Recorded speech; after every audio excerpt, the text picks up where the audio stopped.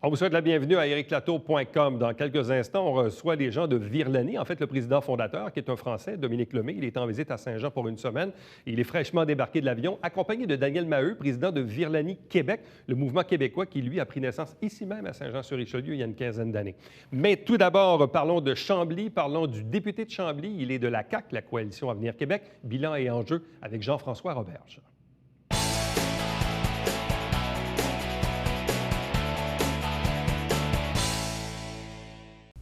Parlons maintenant des enjeux du comté de Chambly, le bilan aussi du député qui est en place, Jean-François Roberge. Bonsoir et bienvenue. Merci. Comment se porte la vie du député?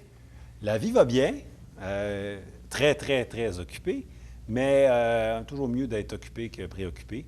Et puis la vie de député, c'est une vie bien remplie. Donc ça va bien, ça va bien. 18 mois maintenant que je suis élu, j'ai eu le temps de faire le tour, je pense, de tous les organismes, de tous les acteurs. Et là, au lieu d'être en surface, là, on va plus en profondeur, on travaille les enjeux. Bon, comment se porte maintenant la Coalition Avenir Québec? Bien. Malgré remarquable. tout? Ah, malgré... Bien malgré tout? Non, non, pas bien malgré tout. Bien, un point, c'est tout. Non, on appelle ça en français le spin, hein?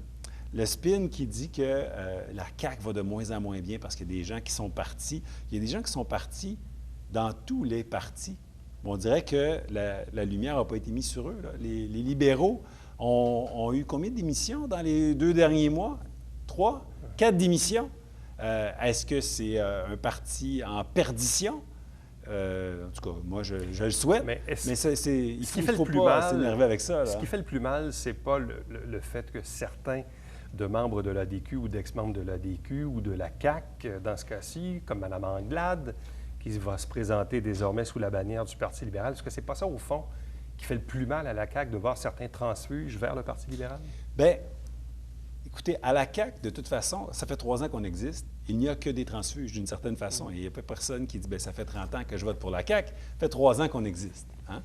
Alors, il faut accepter que les gens se questionnent. Moi, je pense qu'il y a plus de gens qui viennent vers notre parti que des gens qui en sortent. Et les gens ont fait tout un flafla avec le fait que Mme Anglade se présente avec le Parti libéral, discutable comme choix, là.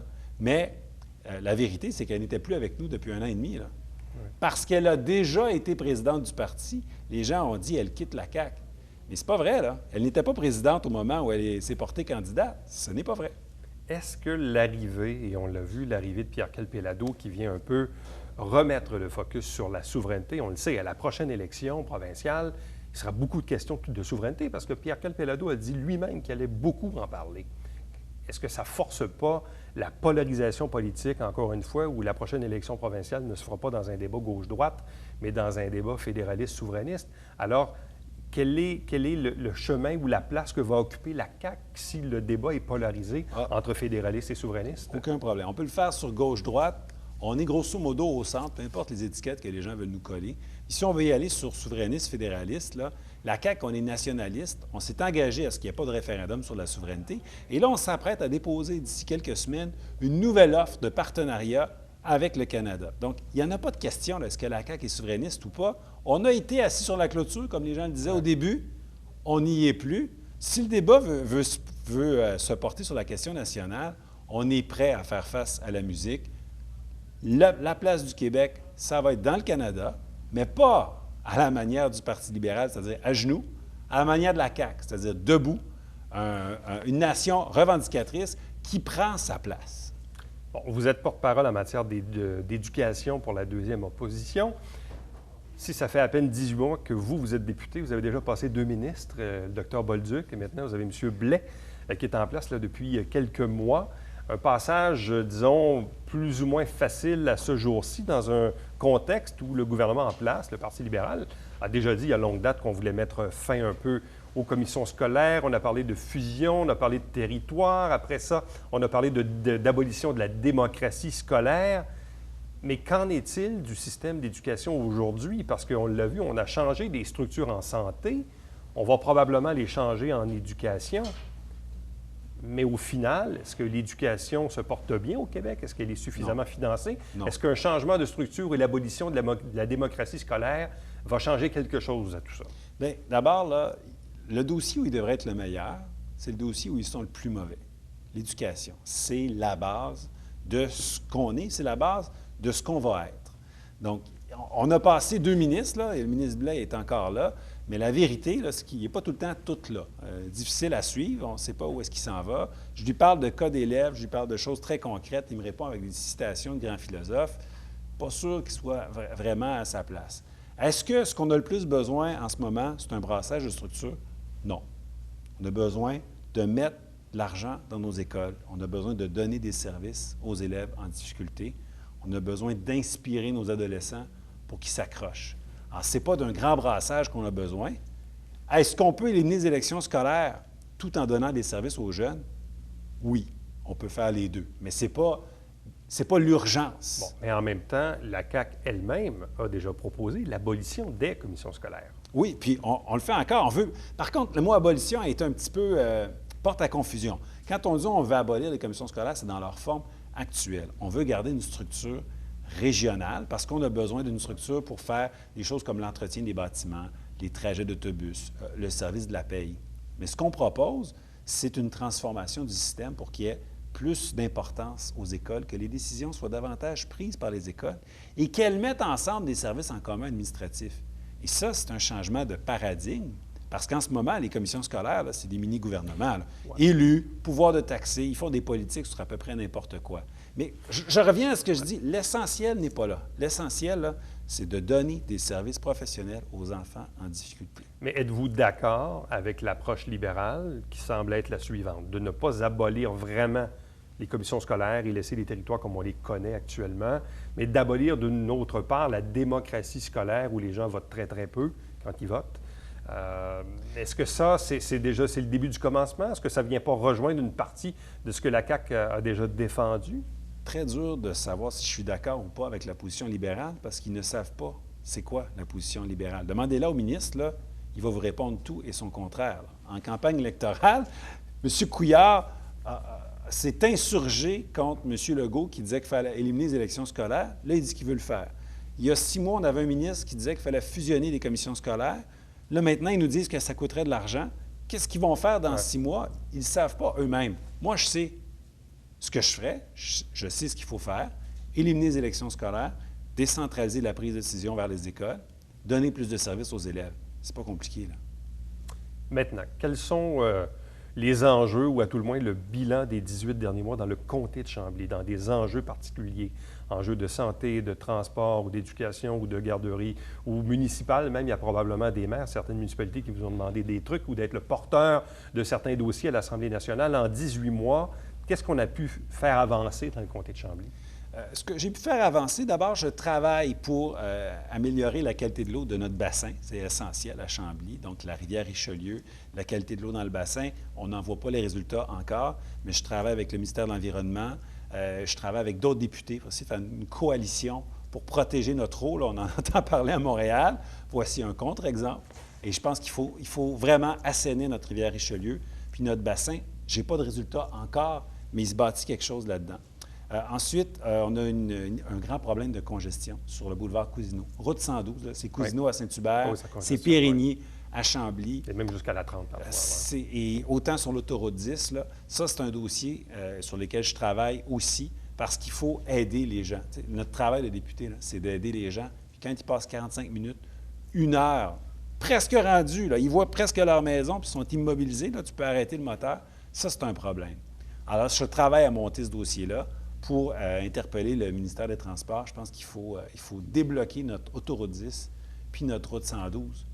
C'est important. Est-ce que ça passe par l'ajout d'une 3e voie sur la 10 entre la 35 et la 30? Moi, je pense que c'est ça qu'on a besoin. Je pense que c'est ça qu'on a besoin. Sur l'autoroute 20, ça s'est fait.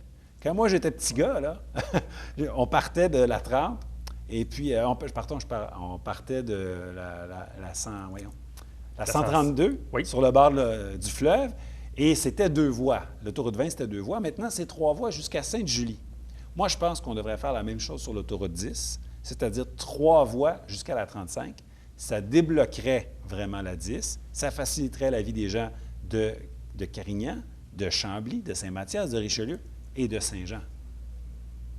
Parlez-moi donc de la course du député qui s'est tenue à Richelieu le 6 septembre. C'est quoi ça, la course du député? Bien, c'est une initiative très, très concrète de qu'est-ce qu'on peut faire pour notre monde chez nous, que j'ai prise lors de ma première année. Donc, c'est la deuxième édition cette année. C'est une activité que j'ai montée plutôt que de participer à toutes sortes d'activités des autres organismes. Donc, la course du député Jean-François Roberge, au bénéfice d'une cause dans le comté. Cette année, ça a été les bibliothèques scolaires. Donc, j'ai fait la tournée des écoles. J'ai visité toutes les bibliothèques scolaires du comté. J'ai rencontré toutes les directions d'école. Ils m'ont tous dit que c'était un problème majeur, l'accès aux livres. Donc, cette année, la course a été au bénéfice des bibliothèques scolaires. On a ramassé plus de 8 000 quand même pour les bibliothèques. On a plus de 220 coureurs. Donc, en même temps, c'était la littérature, mais en même temps, c'était aussi les saines habitudes de vie puis une activité familiale. Donc, ça a été très positif. On parle de combien de kilomètres? Il y avait 2 parcours très faciles. On avait le 1 km, le 5 km. Chacun le fait à sa vitesse. C'est un défi à notre mesure. Il y en a que c'est le finir, il y en a que c'est le finir dans un certain temps. Mais l'idée, c'était de courir tous ensemble pour la littérature, pour nos jeunes. Êtes-vous un adepte de la course? Oui, ça fait 2 ans. J'ai commencé quelques mois avant mon élection, en 2014, et je fais facilement là, des 3, des 5, des fois des 10 km. Oh, quand même. Bon, vous avez rendu visite il n'y a pas si longtemps à un humoriste qui habite Chambly, qui est d'ailleurs le porte-parole ici de la Fondation Santé au Richelieu-Rouville, notamment là, de certaines activités, Philippe Laprise. Et là, vous lui avez rendu visite au 10-30 à l'occasion de l'un de ses spectacles. Pourquoi?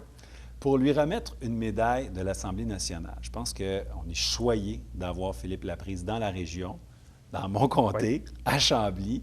Un artiste de talent, un humoriste qui a beaucoup de classe, il faut le souligner, puis aussi un modèle pour les jeunes. Et ça, c'est venu me chercher là, comme prof, comme père, de voir que c'est un artiste qui s'implique, qui fait des conférences dans les écoles, qui s'implique auprès de l'organisme PANDA, c'est-à-dire un organisme qui vient en aide aux parents dont les enfants ont un TDAH, un trouble du déficit d'attention avec ou sans hyperactivité.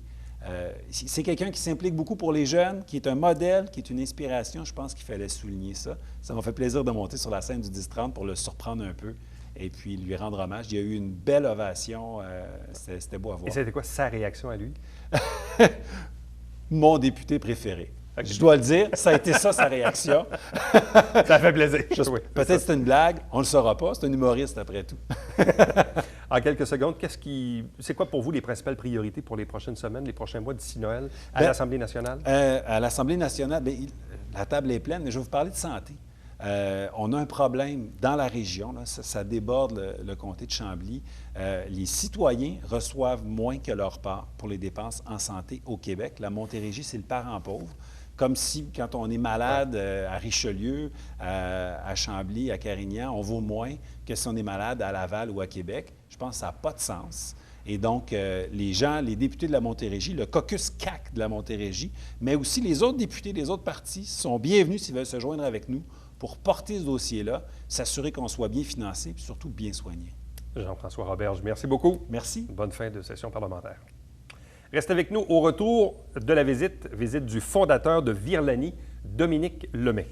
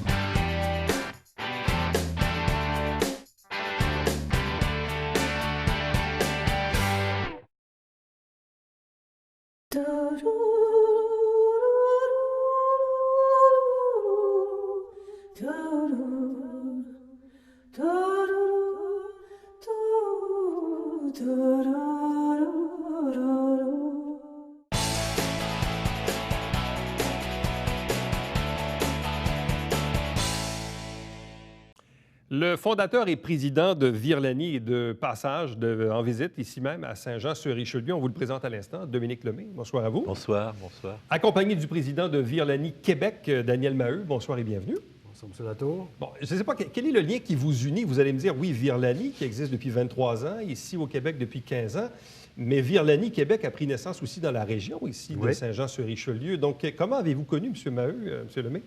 C'est plutôt lui qui m'a connu. Ah oui? Que moi. Donc il peut raconter l'histoire mieux que moi parce qu'en fait c'est une histoire de Paris, en plus donc de liens et puis en plus d'intérêt qui portait aussi sur le problème de la prostitution. Et je pense que Daniel peut raconter mieux que moi. M. Maheu.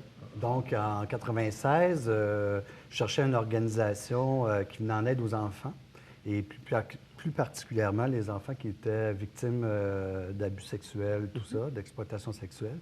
Et j'ai regardé, parce qu'à l'époque, en 96, on parlait beaucoup de la Thaïlande.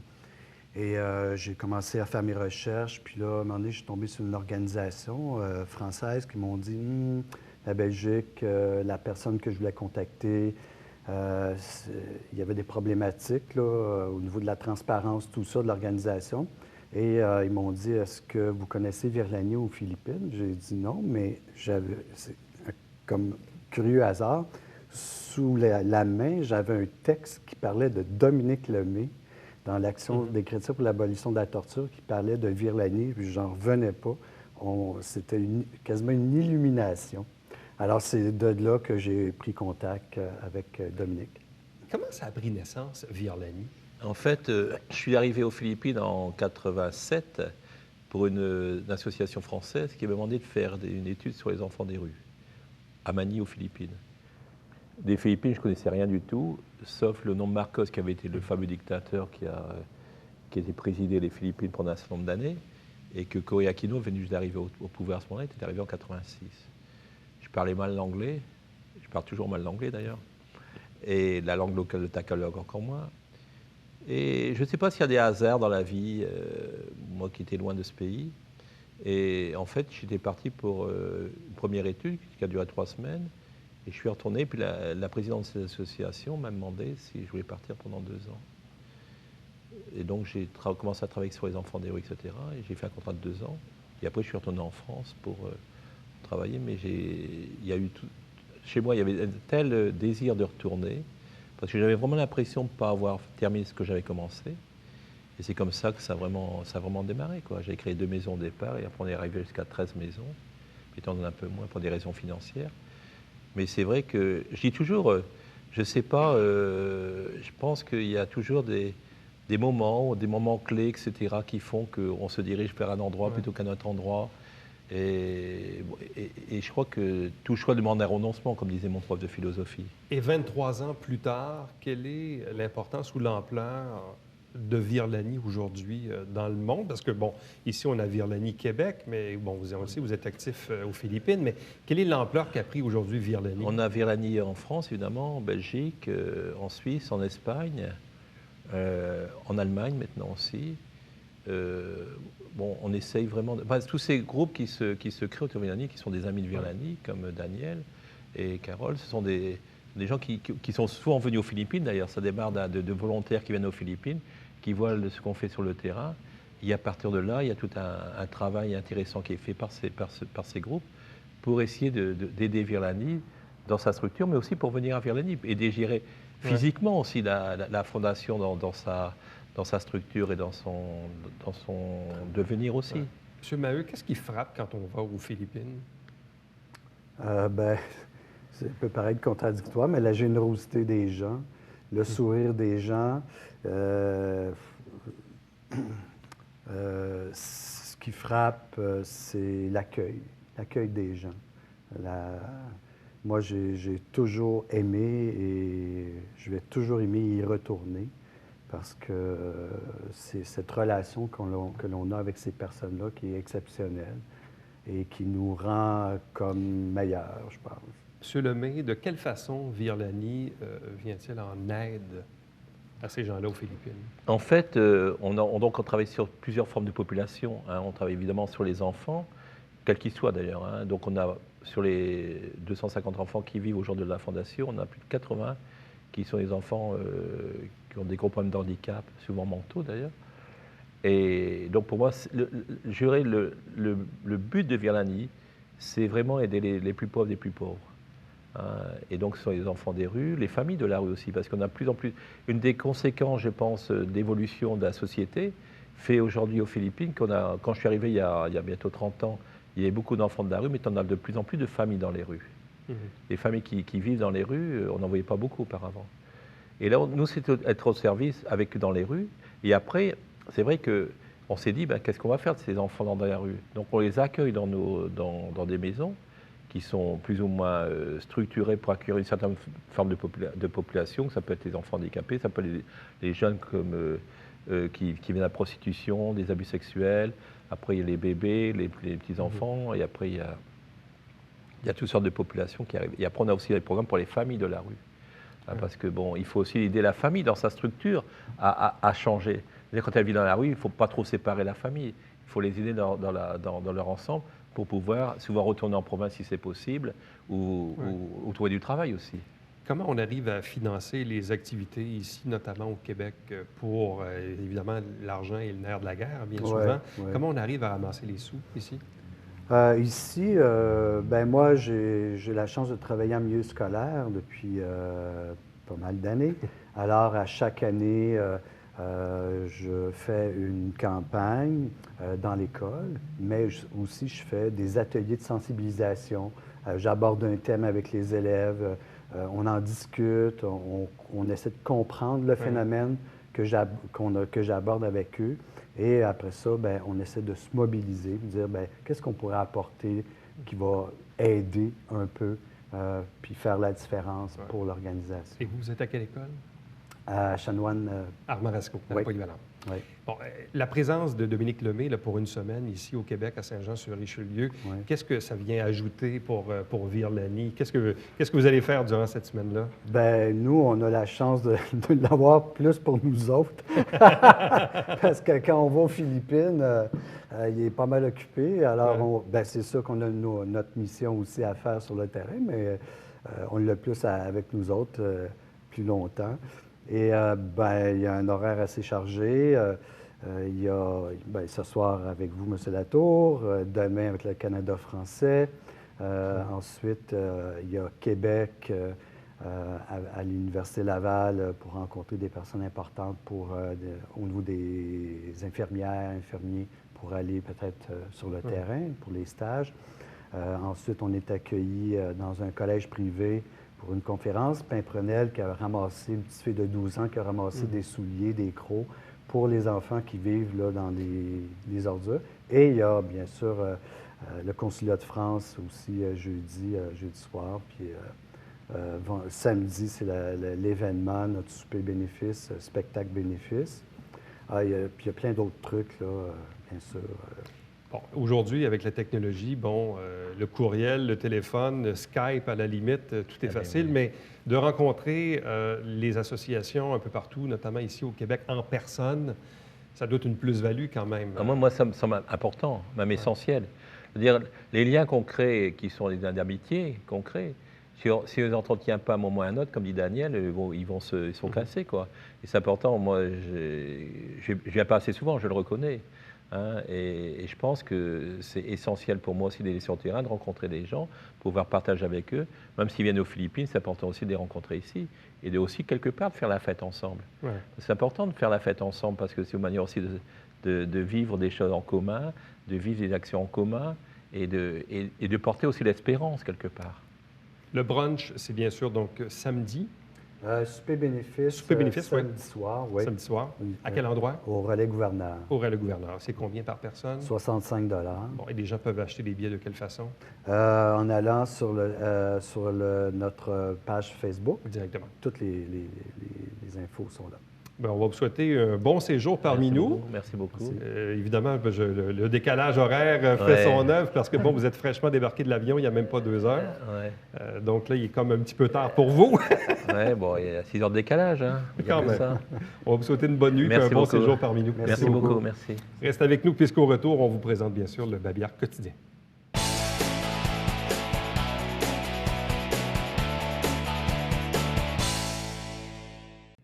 On vous rappelle que la fin de semaine du 24 et 25 octobre, c'est le 25e anniversaire de la Rencontre des arts qui, initialement, à la base, avait été fondée par Paul Laforêt, repris depuis quelques années maintenant par la coopérative Artaud, avec M. Gemme, d'ailleurs, qui est le président, Armand Vaillancourt, le peintre et sculpteur, qui est le porte-parole cette année, qu'on recevait d'ailleurs en entrevue la semaine dernière. Donc, un rappel, bien sûr, des dates de cet événement anniversaire. À chaque semaine, on vous présente des extraits du conseil municipal. L'émission s'appelle Saint-Jean-sur-Richelieu. Également, à chaque dimanche matin, c'est le Télé-Bingo avec 3 500 $ en prix, carte pleine qui est à 2 000, 30 dépositaires sur tout le territoire où l'on dessert, nous, diffusion au Richelieu et Rouville également. Donc, pour avoir la liste, allez sur le site Internet de la télé ou vous téléphonez ici directement. Voici les coordonnées de la télévision du Richelieu, l'adresse postale, le téléphone, l'adresse courriel pour me joindre directement, plus facile et plus rapide. Éric Latour en un mot, à commercial-tvhr9.com. Visitez le site Internet pour revoir les entrevues que vous avez manquées. Vous pouvez nous aimer et nous suivre sur Facebook et sur Twitter. Et ériclatour.com est diffusé à tous les jours de la semaine et notamment le dimanche en rappel entre 16 et 18h30. Notre prochain rendez-vous, c'est demain. Bye bye.